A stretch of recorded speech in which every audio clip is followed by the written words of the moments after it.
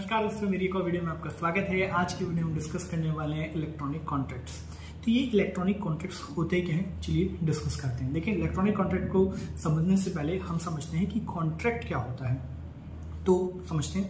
According to section 2H of Indian contract act 1872, जो हमारा section 2H जो है इंडियन कॉन्ट्रैक्ट एक्ट 1872 का, वो ये बोलता है an agreement enforceable by law is known as contract. मतलब अगर कोई भी एग्रीमेंट जो कि इन्फोर्सेबल है लॉ के द्वारा, नॉन एज कॉन्ट्रैक्ट उसे कॉन्ट्रैक्ट कहते हैं। तो ठीक है, सिंपल शब्दों में समझ गए कि ये जो हमारा सेक्शन 2H है वो हमें ये कहता है ऑफ इंडियन कॉन्ट्रैक्ट एक्ट 1872 का, कि अगर कोई भी एक्ट जो है, कोई भी जो हमारा एग्रीमेंट है, ठीक है, एग्रीमेंट अगर वो इन्फोर्सेबल बाय लॉ है तो नॉन एज कॉन्ट्रैक्ट हम उसे कॉन्ट्रैक्ट बोल सकते हैं। ठीक है, एक तो ये तो हो गया कानून की भाषा में, और एक सिंपल भाषा की बात करते हैं।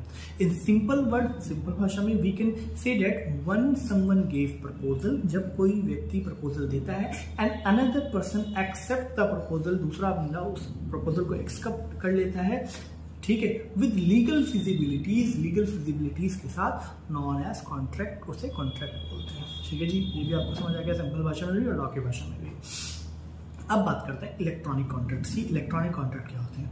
तो electronic contract are those contract, electronic contract वो कॉन्ट्रैक्ट होते हैं which are not paper based, वो पेपर बेस्ड नहीं होते हैं, and they are electronic in nature. ठीक है, जो कि पेपर बेस्ड नहीं होते हैं और इलेक्ट्रॉनिक होते हैं नेचर में, नॉन एज इलेक्ट्रॉनिक कॉन्ट्रैक्ट, उन्हें इलेक्ट्रॉनिक कॉन्ट्रैक्ट भी कहते हैं। These contracts are generally made, ये जो कॉन्ट्रैक्ट होते हैं वो ज़्यादातर बनाए जाते हैं फॉर स्पीडी एंट्री, तेजी से एंट्री करने के लिए ऑफ बोथ पार्टीज। ठीक है, तो these contracts are generally made for speedy entry of the party. Suppose आप रहते हो राजस्थान में और आपको दिल्ली गुड़गांव में एक कंपनी ने हायर किया है, अब वो आपको ऑफर लेटर, एक कॉन्ट्रैक्ट आपको दे रही है। ठीक है, जो उसने कॉन्ट्रैक्ट दिया, अब ऐसा तो नहीं कि वो कॉन्ट्रैक्ट भेजेगी, सब आज जाएगा, फिर आप उसे साइन करोगे, फिर कंपनी के पास भेजोगे। तो वो क्या करेंगे, एक डिजिटल कॉन्ट्रैक्ट आपके मेल पे डालेंगे और आप उसको डिजिटली साइन करेंगे। ठीक है, और ये कॉन्ट्रैक्ट बन जाएगा और आपको वहां आना भी नहीं पड़ा। इसी को डिजिटल कॉन्ट्रैक्ट बोलते हैं। तो मतलब तुरंत की तुरंत ही स्पीडी एंट्री हो जाती है।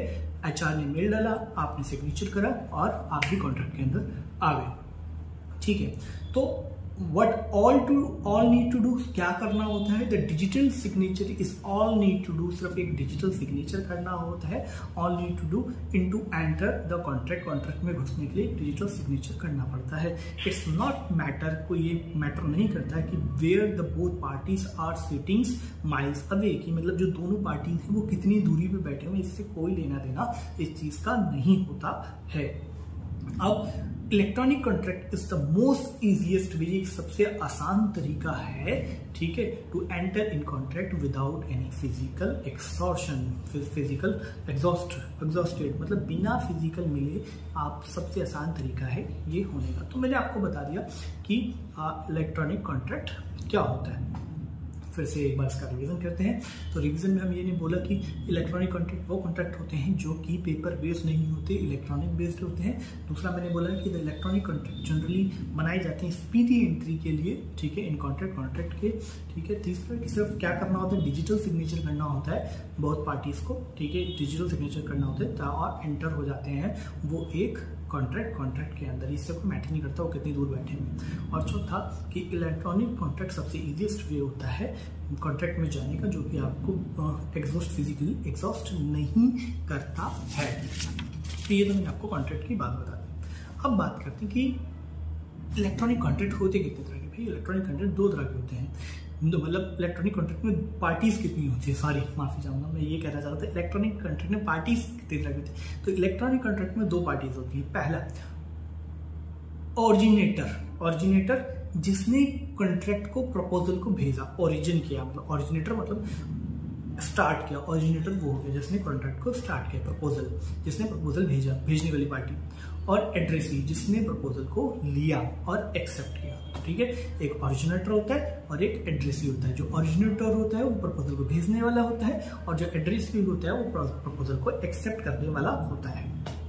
अब बात करते हैं इसकी रेगुलेशन के बारे में कि मतलब कब एक कॉन्ट्रैक्ट जो है उसे कॉन्ट्रैक्ट माना जाएगा। जब आप कॉन्ट्रैक्ट बना रहे हैं तो उसे कब एक्सेप्टेंस दी जाएगी ये कॉन्ट्रैक्ट है। तो सबसे पहला आपको मैं बता देता हूँ, section 10A of IT act 2008, section 10A of IT act 2008 give legal, ठीक है, and legislative authority to e contract. मतलब कि हमारा कानून जो सेक्शन 10A है Indian contract act IT act 2008, वो इसको लीगल अथॉरिटी देता है कि आप ई कॉन्ट्रैक्ट कर सकते हैं। ऐसा नहीं कि आपने सिर्फ कर दिया और इसकी कोई वैल्यू नहीं है, ये वैलिड है, इंडियन गवर्नमेंट के थ्रू वैलिड है, ठीक है। अब एसेंशियल्स क्या चाहिए किसी भी कॉन्ट्रैक्ट को बनाने के लिए? सबसे पहला क्या होना चाहिए? एक ऑरिजिनेटर, ठीक है।